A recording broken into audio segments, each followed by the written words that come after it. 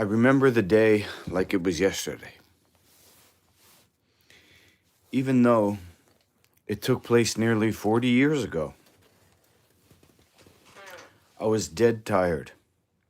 I'd taught a double load of classes, met with my graduate students, and sat through what felt like an endless faculty meeting discussing curricular requirements. After a somewhat harrowing drive on the interstate, I was finally home and looking forward to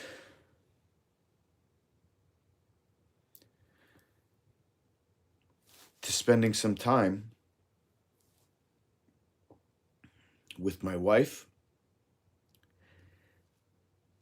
and 7-week-old son.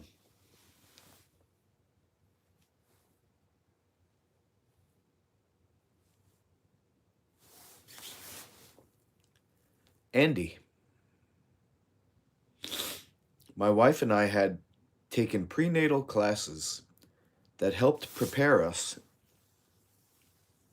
for what to expect, up to and including the birth of our son. But since then, we really could have used some postnatal classes, which apparently did not exist. The implication was that we would hit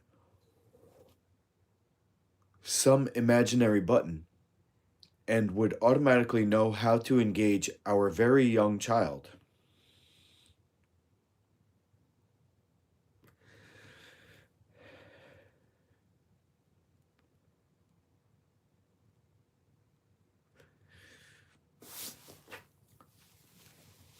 But we were still looking for that button. We tried to engage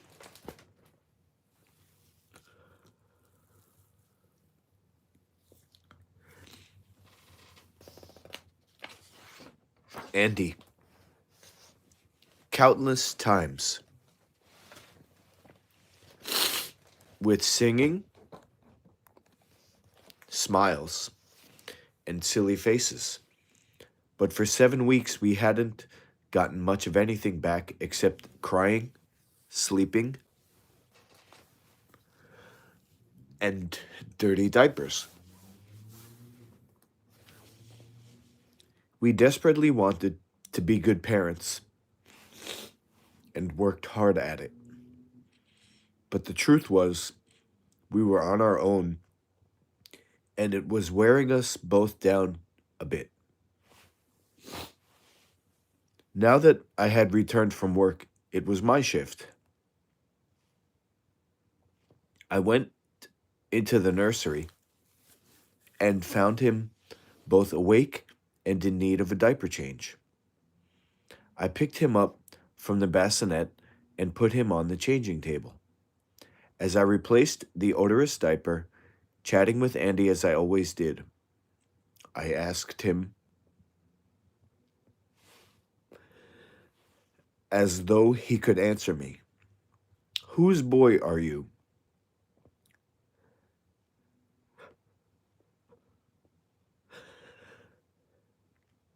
And can you give your daddy a big smile? Because I worked so hard today. That's when it happened.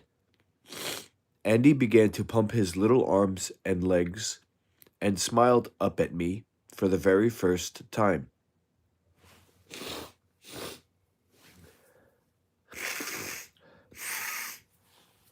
Suddenly, I was no longer tired.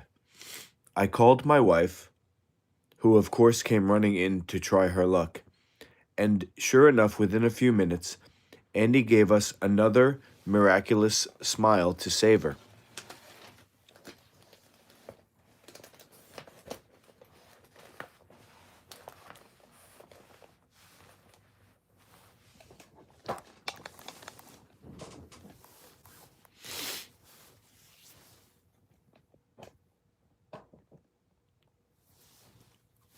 I've never forgotten the moment. Prior to becoming a parent, I couldn't have imagined the impact a simple facial expression could have on me emotionally. With that exchange of smiles, we were connected to each other in a new, exciting way that we hadn't been before. The smile is perhaps the single most important way in which human beings connect to one another.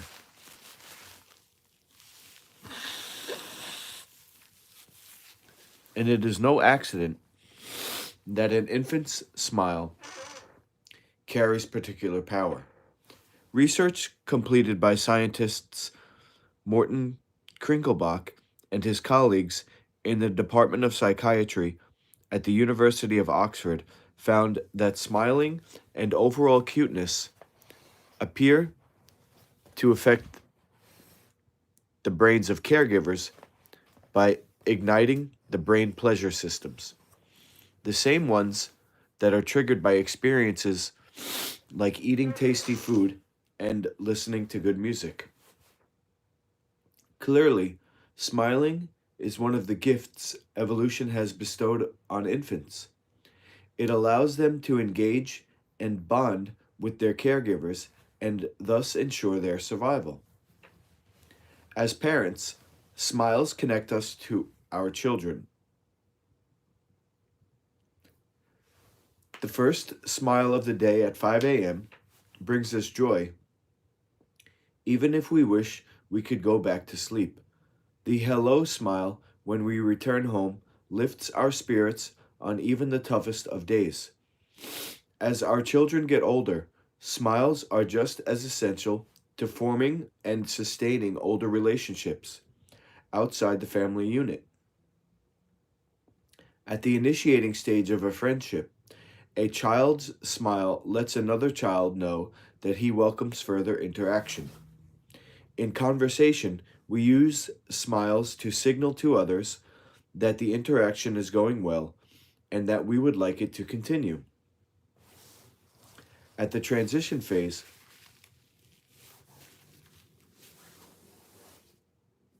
a smile indicates that we enjoyed the time together and hope to repeat it again soon. If I could offer parents only one piece of advice to help their children become socially successful, I would say teach them to smile and to smile a lot. Research backs up this advice. Smiling may be the single best predictor of children's happiness and social adjustment. Studies show that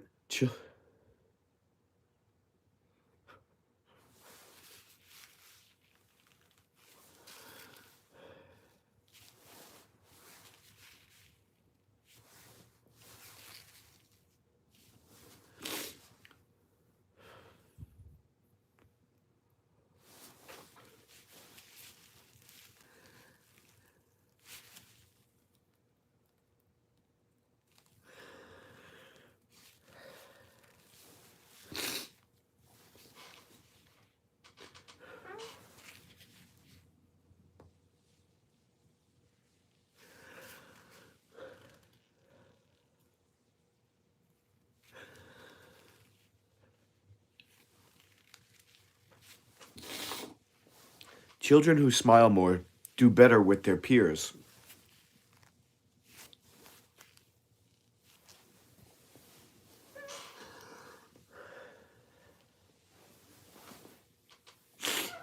Not only in their ongoing relationships, but in initiating new ones as well.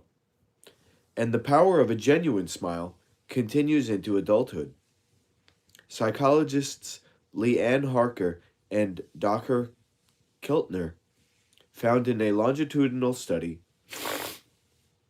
that women whose smiles were rated most genuine in college yearbook photos had more fulfilling and longer lasting marriages and scored higher on tests measuring well being and happiness 30 years later.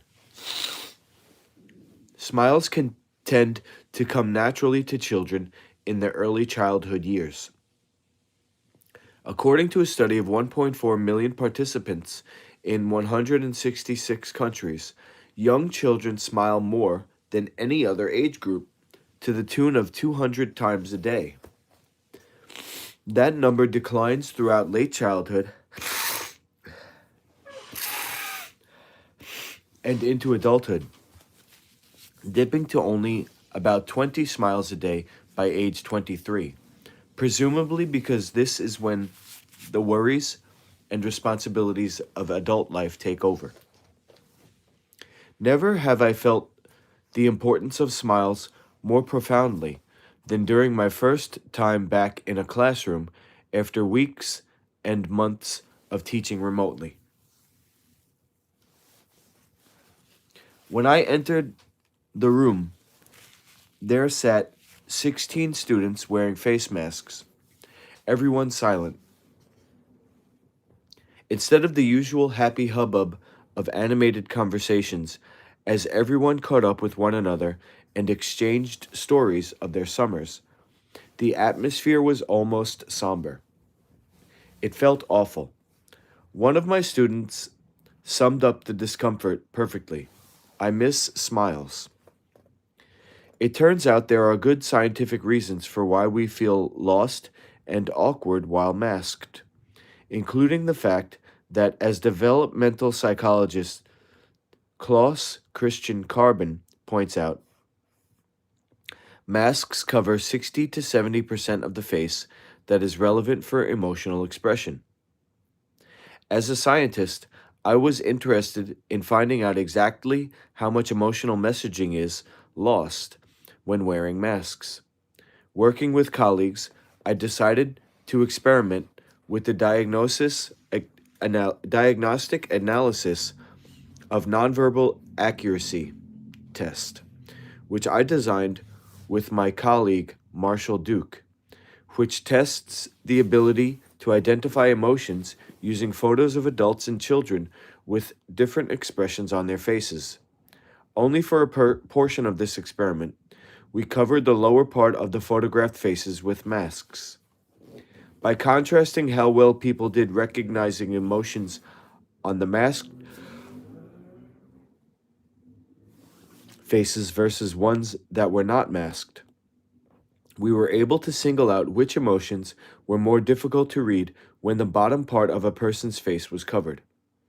Interestingly, fear was the only emotion participants consistently recognized whether faces were masked or not. This is probably because it is an upper face emotion expressed primarily by the eyes rather than a lower face emotion conveyed by the mouth. Meanwhile, happy was most often missed because it is obviously communicated largely through a smile. Anger and sadness were also hard to read without the benefit of the lower face, especially when the facial expressions were less pronounced. Considering that happiness, anger, and sadness are arguably the most common emotions we have, the opportunities for misinterpretation are rife.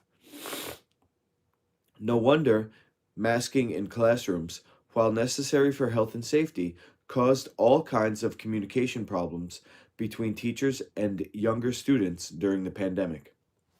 One third grade teacher told me about a unique interaction she had with an 8-year-old girl who sheepishly walked up to her desk and asked, "Are you angry at us?" "Angry," the teacher answered in total surprise. "No, of course I'm not." "Whatever gave you that idea?" The young girl explained, "When you put your head to the side, it makes us feel like you're mad at us." Because the teacher's masked facial expressions were more difficult to read, the students were forced to use her posture, a nonverbal channel less often depended on, especially in a classroom situation, and therefore more susceptible to error, to gauge how their teacher was feeling. Unfortunately, the message the little girl had taken away from her teacher's tilted head was inaccurate and could have harmed the student teacher relationship. While masking, the social isolation of the pandemic more generally robbed all children of opportunities to experience the types of social interaction through which the meanings of facial expressions, especially subtle ones, are learned. Children making the transition from early to late childhood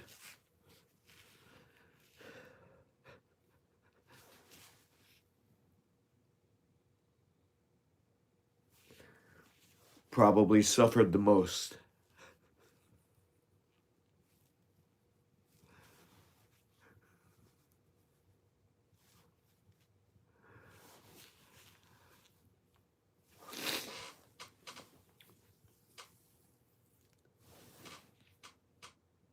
As these children move into late childhood and adolescence, parents and teachers may need to help them make up this lost ground by more directly teaching the skills involved in both reading and expressing emotions through this nonverbal channel.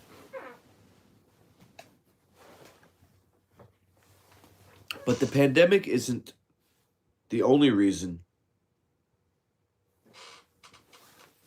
why many children are falling behind in their ability to read and convey emotion through facial expression.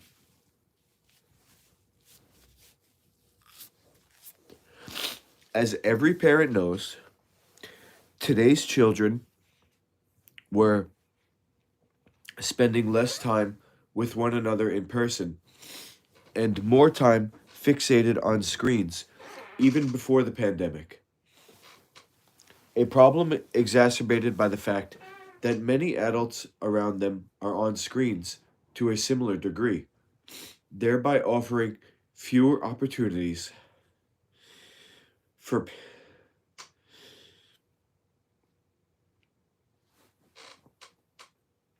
parents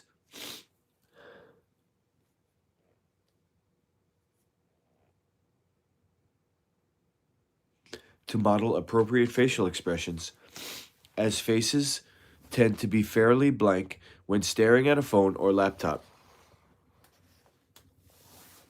And when children communicate with their peers and with the adults in their life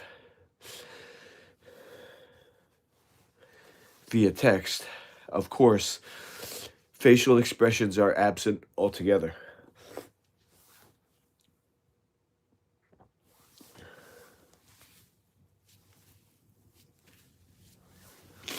Although emoticons and emojis are intended to make the emotional meaning of messages in emails and text clearer, it is important to keep in mind that though many emoticons and emojis resemble faces, they are not processed within the brain in the same way as actual faces. When you see an expression of emotion in real life, areas of the brain that process emotions get triggered. But when you see an emoji or an emoticon on your phone, your brain processes it more like a graph.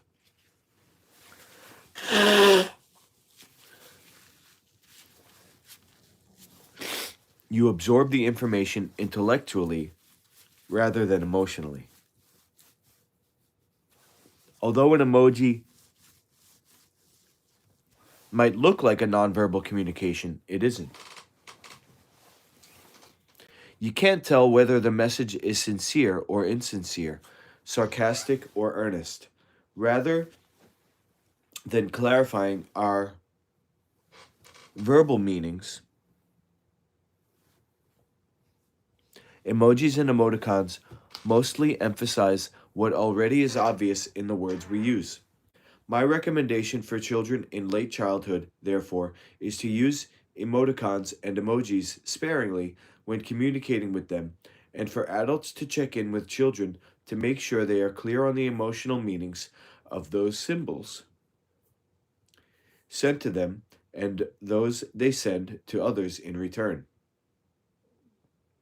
Zoom and other types of video meetings pose further problems for children's nonverbal development. After all, facial expressions on Zoom do not mirror those we use in person. In typical Zoom interactions, we are largely immobile, staring for minutes at a time, and are stared back at for minutes at a time.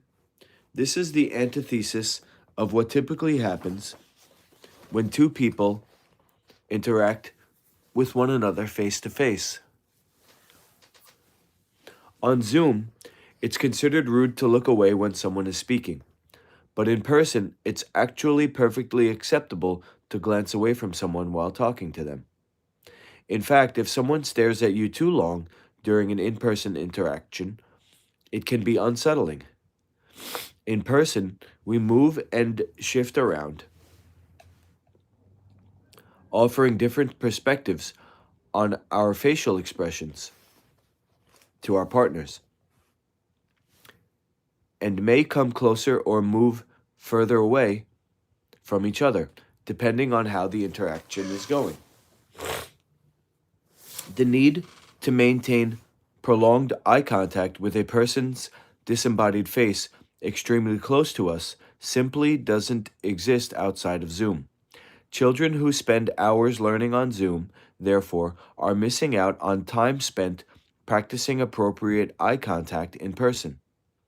Fortunately, research has shown that when teachers were given training in the use of facial expressions and gestures for their Zoom classes, their students were more likely to retain academic information and test higher than students of teachers who did not receive the training. Not only did the students learn more, but it turned out they liked those teachers better than those who hadn't taken in the training.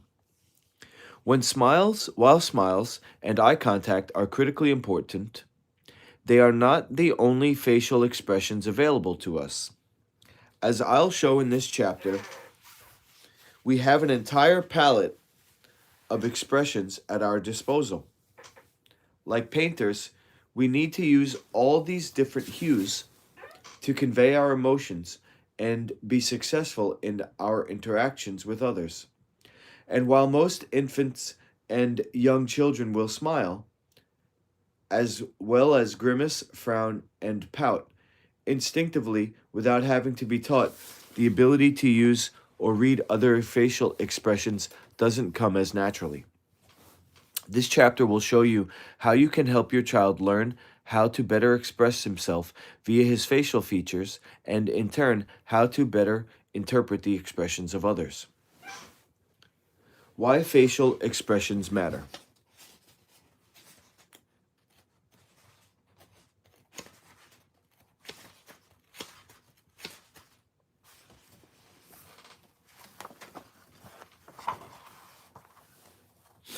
Despite having studied nonverbal communication for decades, it was only a few years ago that I truly realized just how much we rely on facial expressions to forge connections with others. I had been asked to give a talk on nonverbal communication to a group of people diagnosed with a somewhat rare and potentially debilitating congenital disorder called Mobius syndrome. This condition is characterized by, along with other symptoms, an inability to change facial expressions because of a lack of innervation of facial muscles.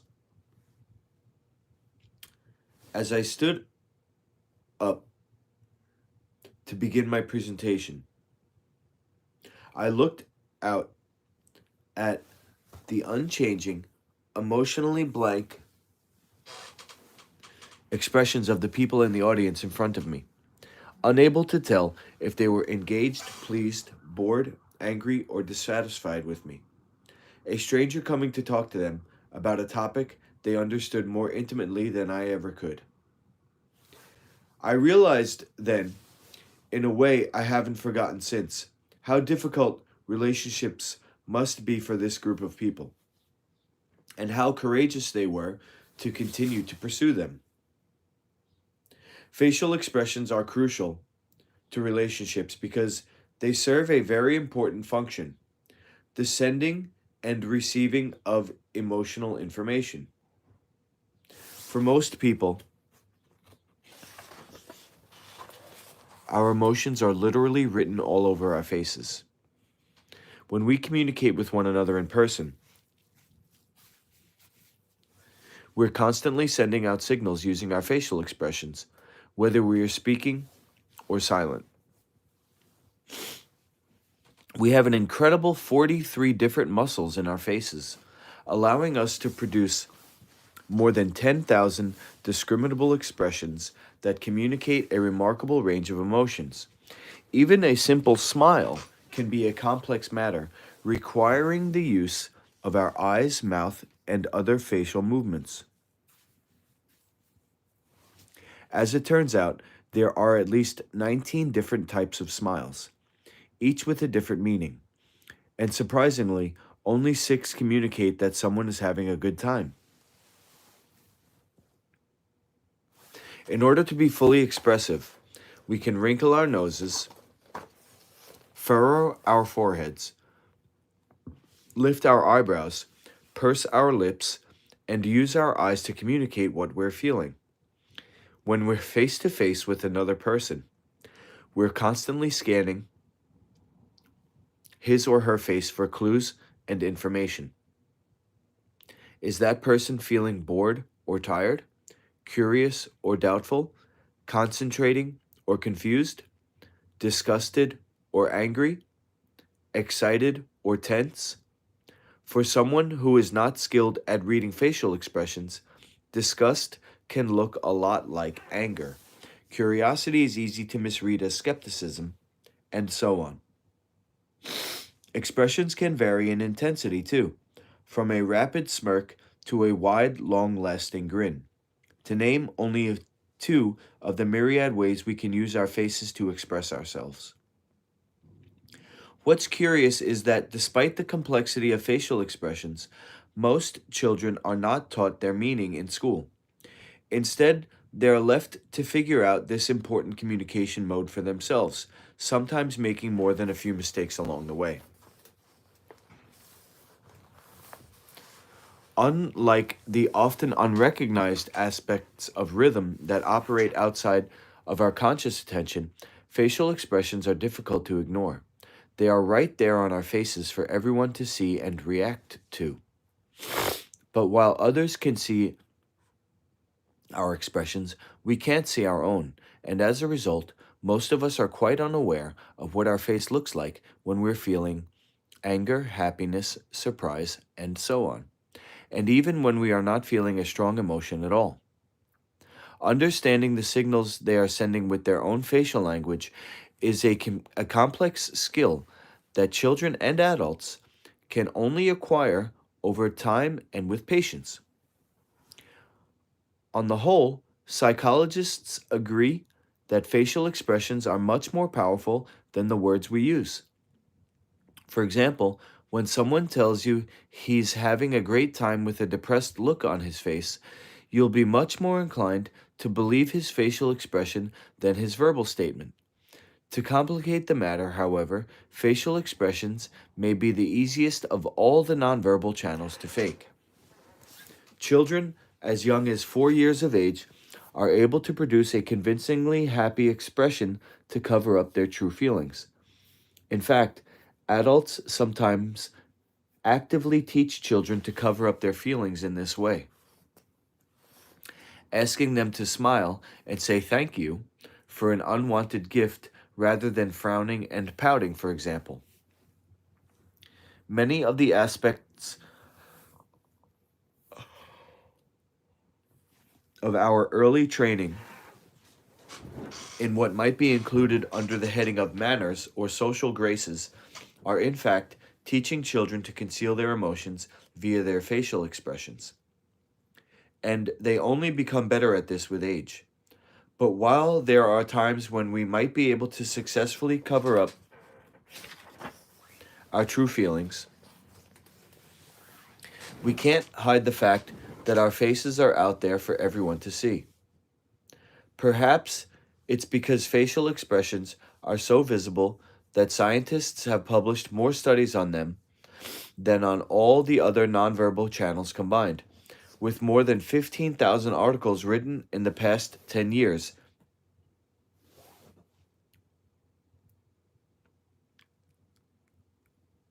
These modern day studies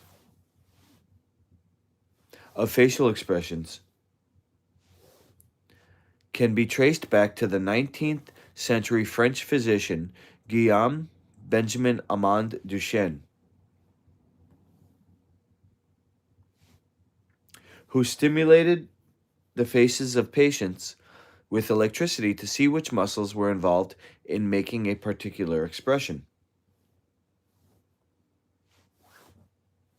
His work gave rise to the phrase Duchenne smile, referring to a genuine smile that goes all the way up to the ears.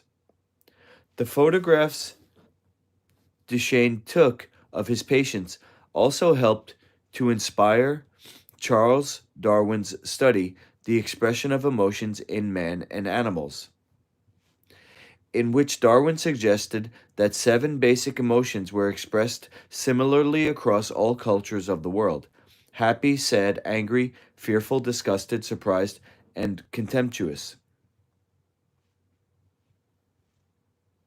Since then, there's been some debate around whether these expressions are recognized universally, and it seems that our cultural backgrounds do play a large part in the ways in which we're able to recognize emotions in others, especially if those expressions are less intense. Studies by psychologist Paul Ekman in the 1960s provided support for Darwin's suggestion of universally recognized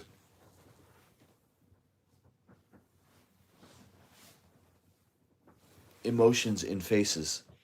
But later research seems to suggest that while more pronounced facial expressions are familiar across cultures, many of the subtler expressions we use in everyday interactions are determined and modified according to where we come from.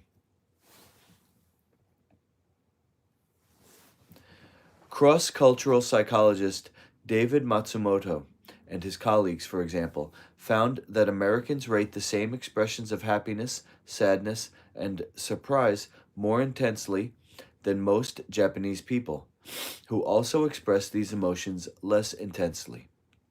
Matsumoto suggests that this occurs because Japanese people are taught to be less emotive from a very early age. Another study found that Chinese people rely on the eyes more when communicating via facial expressions, while here in America and Europe, we're more likely to rely on the eyebrows and mouth. If you're white, it's especially important to be aware of unconscious racial bias that may be affecting your ability to accurately read facial expressions. In fact, research has found that white Americans are less adept at reading emotions in the facial expressions of black Americans compared to those of other white people. Moreover, when white Americans misinterpreted emotions in black American faces, they were most likely to identify anger when it wasn't there, which obviously has major implications for how black children are treated in interactions with white peers, as well as with teachers, public safety officers, and other adults. In a recent study by developmental psychologist Amy Halberstadt and her colleagues, when 178 predominantly white prospective teachers were asked to identify emotion in 72 different children's photos, they identified the black children as having angry facial expressions even when they were showing other emotions. This is why teacher workshops and education focused on raising awareness of racial bias in nonverbal communication should be required as they are for racial bias in verbal communication, and why parents should also play a role in making their children aware of bias from a young age. Overall, we're typically much better at reading emotions and facial expressions of people we know the best, beginning with our own family members, and often extending to members of our own cultural and racial group as well. So it's important to always be aware of the possibility of making errors and to reinforce this awareness in your child by explaining that different people have different ways of communicating and that when initiating new relationships, it's a good idea to slow down and take the time to make sure that we are reading someone's emotions correctly. Facial expressions in infancy and early childhood. I was overjoyed to see my baby son beaming up at me when he was still only 7 weeks old. He, like other babies, came into the world with poor eyesight and little ability to control his facial features or react to those of his caregivers. With time, however, babies' brains develop in response to the people in their environment, and by 2 months or so, they begin to recognize you and respond accordingly. Eventually, they will smile on their own and invite you to smile in return. This is social interaction in its most basic form. There is some disagreement among psychologists as to whether identifying emotion in others' facial expressions precedes or follows the ability to express emotions of their own, but both begin to appear with some regularity within the first 4 to 6 weeks. Although some basic facial expressions are hardwired from birth, interactions between caregivers and children are the main way very young children learn to pick up emotions via facial cues.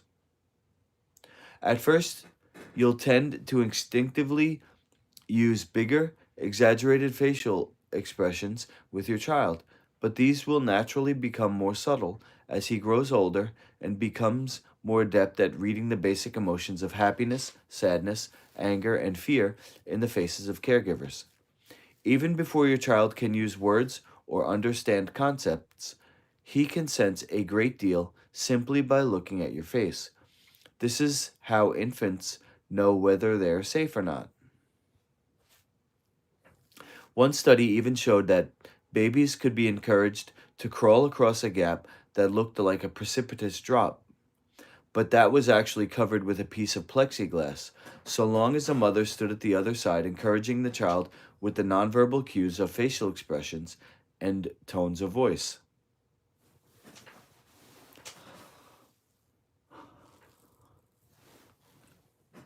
Toward the end of your child's first year, he will begin to look at the faces of others for hints about how to regulate his own emotional behavior. This is called social referencing. For example, if you have a worried look on your face, chances are your child will become worried as well. Somewhere between the ages of 9 and 18 months, caregivers and infants become involved in joint attention, which Amy Halberstadt, a professor at North Carolina State University who has studied nonverbal communication for decades, has identified as one of the most significant nonverbal developmental markers. This is when a child and caregiver look at each other and then an object, for example, a dog, and then the caregiver glances at the dog and then back at the child smiling while saying, "There's a doggy." Then they both return their gaze to the dog and the caregiver continues to repeat the word doggy. This seemingly simple interaction has major implications not only for learning nonverbal cues,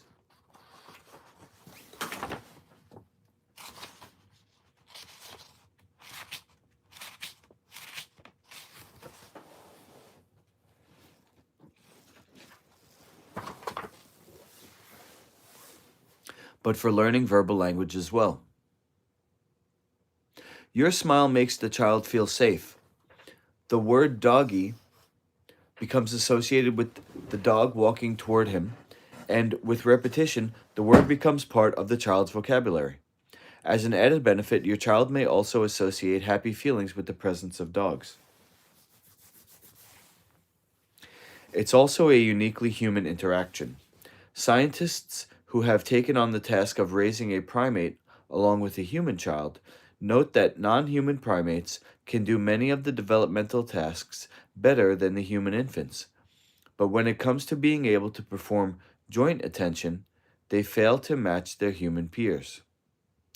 Beginning at around 6 months and lasting through about 18 months, your child will often add the nonverbal channel of touch into the mix and explore others' faces with his hands.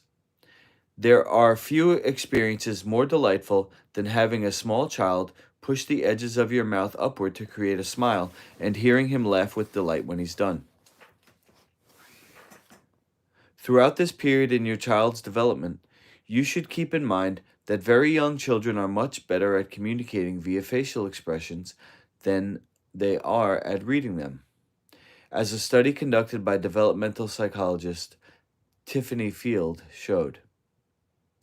Interestingly, at this age, negative emotions are more difficult for children to communicate and read than positive ones. Although your child may sense when something is wrong, he may not yet be able to discriminate between expressions of sadness, anger, and fear. Since an inability to correctly communicate negative emotions can lead to misunderstandings even for very young children, it's important to keep this discrepancy in mind and actively point out the various facial expressions and their significance. Taking care of a young child can be an emotional business, causing you to experience a range of feelings over the course of the day. Sometimes your emotions will swing wildly from minute to minute.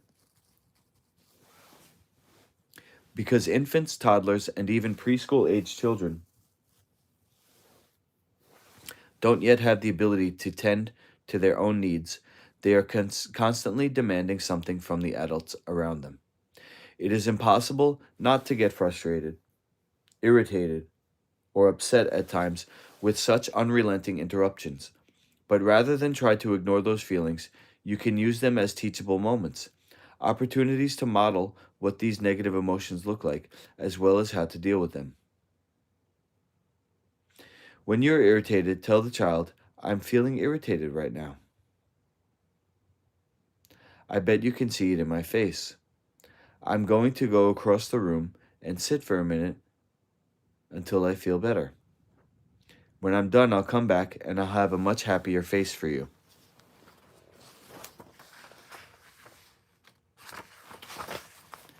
Tips to help your very young child with facial expressions. Practice making a range of facial expressions on your own. The primary way infants and children in early childhood learn to express themselves via this channel and others is by mimicking their caregivers. As most adults don't spend a lot of time analyzing their own facial expressions, it's worth taking some time to look in the bathroom mirror in order to evaluate your own ability to express happiness, sadness, anger, and fear. Then try out your newfound expressiveness with your child. As a side benefit, the bigger and more exaggerated you can make your facial expressions with very young children, the more they will connect and engage with you. Practice making a range of facial expressions with your child.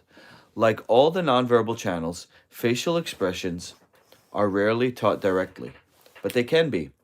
When your child is a baby, you can play simple games such as peekaboo and who is that in the mirror to help him gain practice in reading faces and an understanding of the way his own face communicates emotion in return. As your child grows and acquires language, you can continue to make faces with him and encourage him to make faces with differing degrees of intensity. For example, a mad face, then a really mad face, then a face that's only a little bit mad back at you. You can also teach your child some general rules about the context in which these expressions are appropriate and inappropriate.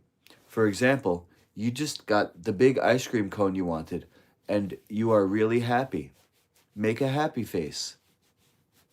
Then, oh my, you just dropped your ice cream cone. It's spoiled and you are really sad. Make a sad face. In this way, your child will begin to connect facial expressions with feelings and the scenarios in which he can use these nonverbal cues to express himself. Use photos.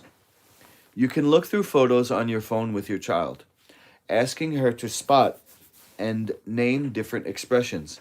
Then connect them to the relevant emotion, such as grandma is smiling, so she is happy. My brother is scowling, so he is upset. Young children tend to enjoy posing for and taking photos, so you can even play a game of model and photographer, taking turns with the camera while the other person smiles, grimaces, and makes surprise or fearful faces. Then you can look at the photos together and talk about the different emotions and how successful you were at conveying them.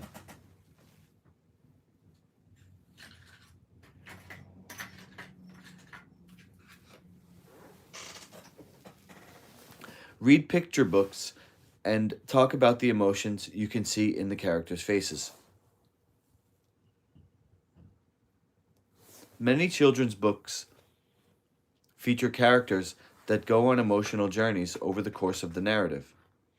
As you read to your child, anytime there is emotion displayed in an illustration, you can point to it and ask him to name it.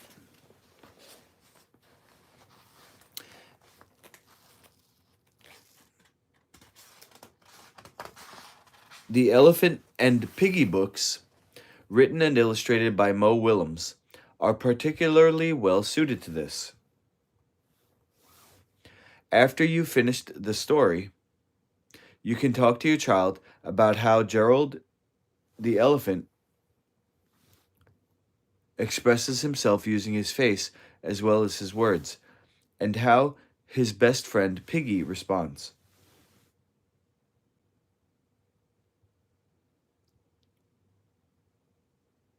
Then you and your child can play around, mimicking the faces of the characters in the book.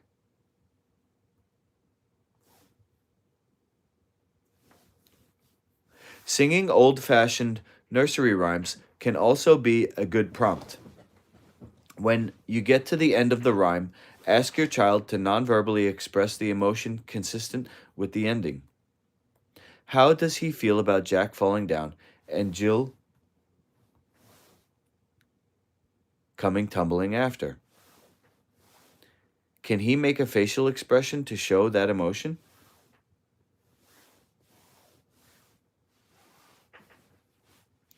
Be mindful of your own facial expressions when you're around your young child.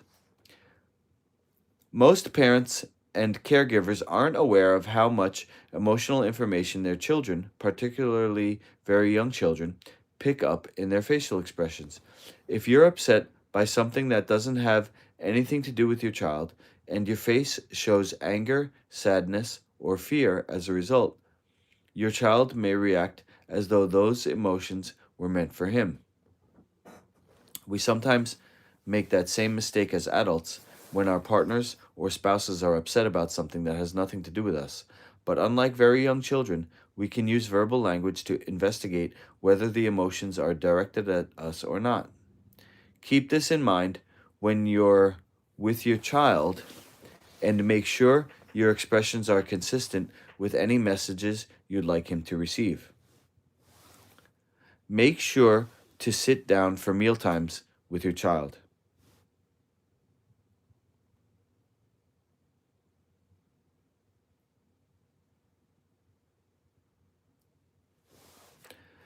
One simple but powerful way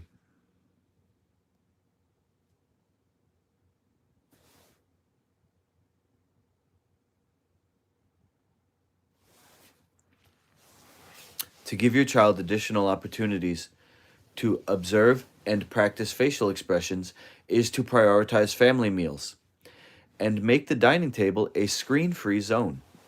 Research shows that one of the best sources of nonverbal learning is time spent eating together as a family. Moreover, children whose families eat together more than 3 times a week have better relationships, do better at school, are more resilient in the face of adversity, and are less likely to get into trouble. During mealtimes, you can model appropriate facial expressions and appropriate interactions in general for your child. When you include others, such as extended family and friends, not only do you give your child exposure to a greater range of all types of nonverbal behaviors and styles, but you also show him how relationships work and how important they are.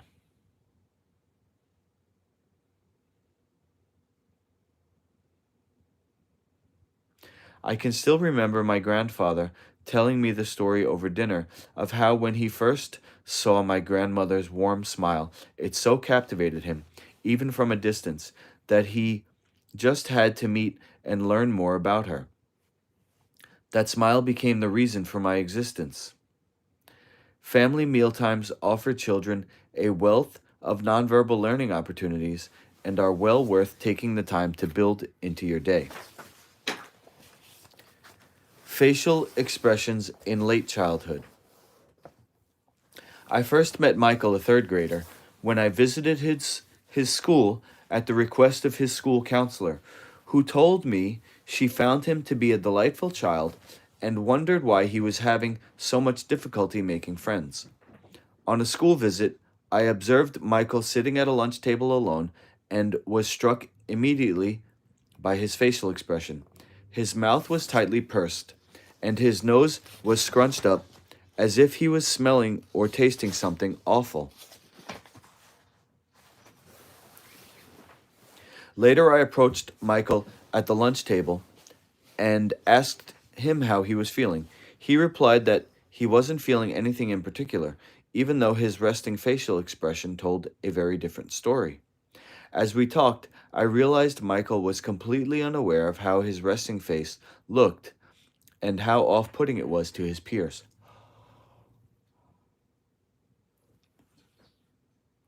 In late childhood, all that children have learned about facial expressions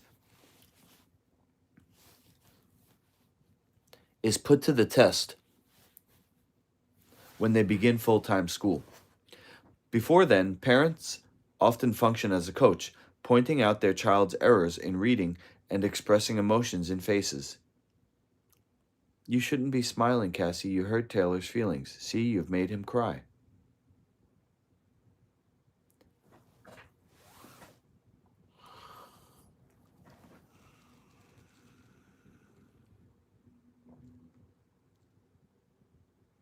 But when full-time schooling begins, parents must share these coaching duties, first with teachers and then with their children's peers, who will provide difficult but potentially useful feedback about their nonverbal behavior.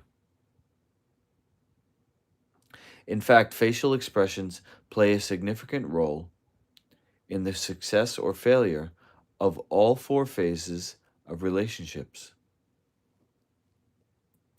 choice, initiating, deepening, and transition phases. Our resting face, the facial expression our face has when we're not feeling any specific emotion, is especially crucial when we are choosing and initiating relationships effectively. When we are looking around the room at a party or event to decide whom we should like to initiate a conversation with, we are more likely to choose someone whose facial expression is positive and inviting, rather than someone who looks sad, afraid, or angry. The same is true for children.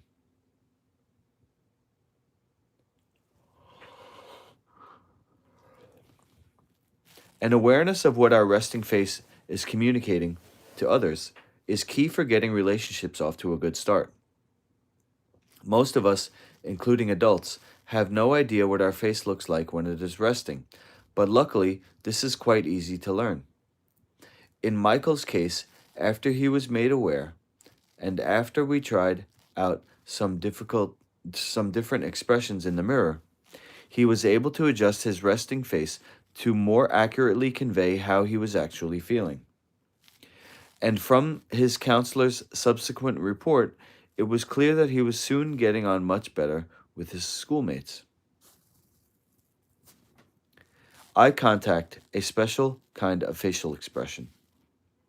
Eye contact is a powerful form of communication with rules governing how and how long we gaze at one another. If you've ever had a conversation with someone who stares directly at you without breaking eye contact for the length of the interaction, you know how uncomfortable this can make you feel.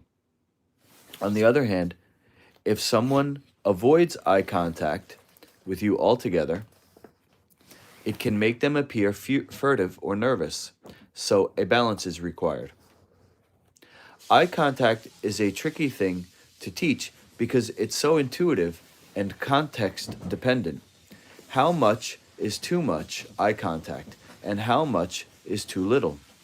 When do we look at each other's faces and when do we look away?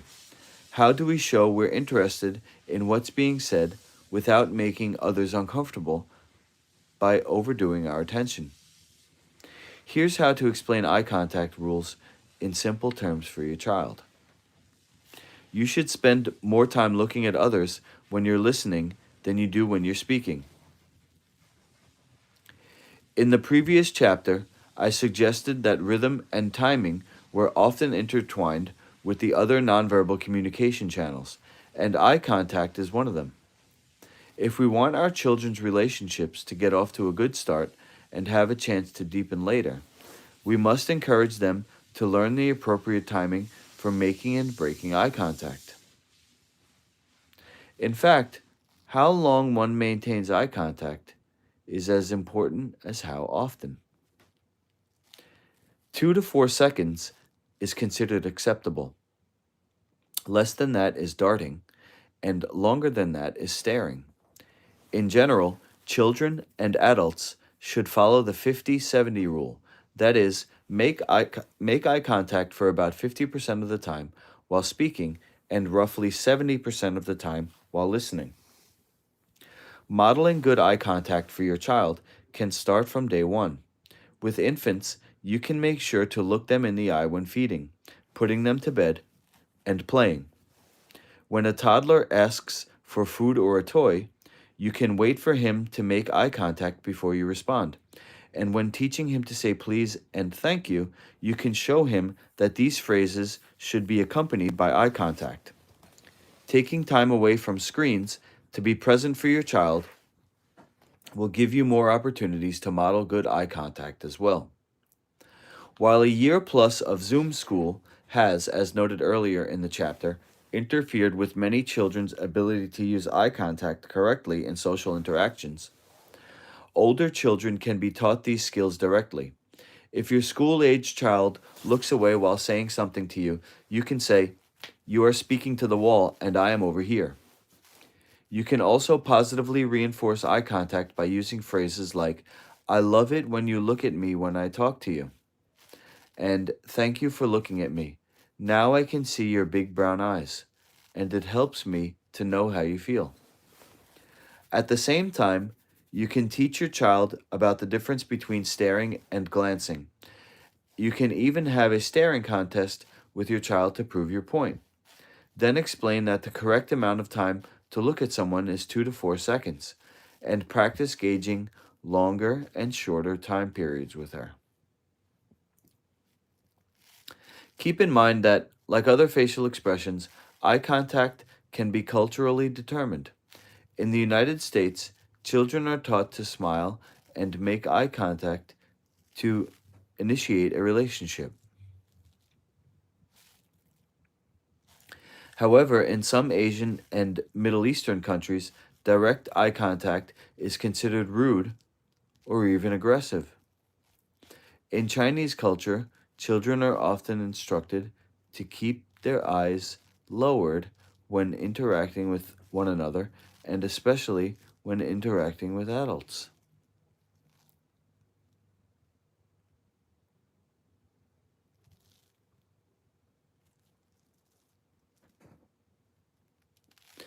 As eye contact is a sign of disrespect.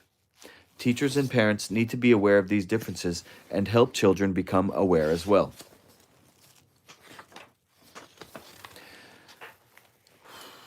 Tips to helping Tips for helping your child with facial expressions in late childhood. Observe what your child's face is saying. Next time you have the opportunity, observe your child within a group of children of a similar age. Watch as they eat, play, and speak to one another in order to see how well your child uses facial expressions to express his emotions. Does he make eye contact with others or spend a lot of time looking away or to the ground? Does he notice other children's facial expressions, perhaps going over to play with a child who is looking sad? Does he smile with excitement when someone includes him in a game? It's also important to find out what your child's resting face is communicating. Watch for those situations in which your child is looking out at a window or sitting quietly with a book, and observe what the resting face looks like, or scroll through photos of your child to see if he has a characteristic expression when he is not looking at the camera or posing. Then note what this expression appears to be communicating emotionally. Use stories. One way to teach your child about facial expressions is through stories. If your child is telling you about something that happened at school, you could ask him, "How did so and so feel about that?" And "How could you tell?" Explain that different situations require different expressions. You can say, "A big happy smile when you see a friend is a great way to greet them." Or, if your friend is feeling sad, you can make a sad face to let them know you understand. When you're looking at books or magazines with your child, ask him what each expression is showing.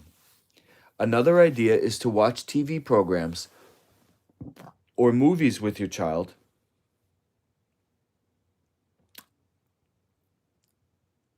and then turn the sound off so he can concentrate on the facial expressions. Hit pause at various places and ask your child how he thinks the character feels in that moment and why. Daytime soaps are an especially good source of facial expressions of emotions at all levels of intensity, just to make sure the content is age appropriate. Talk to your child about his resting face.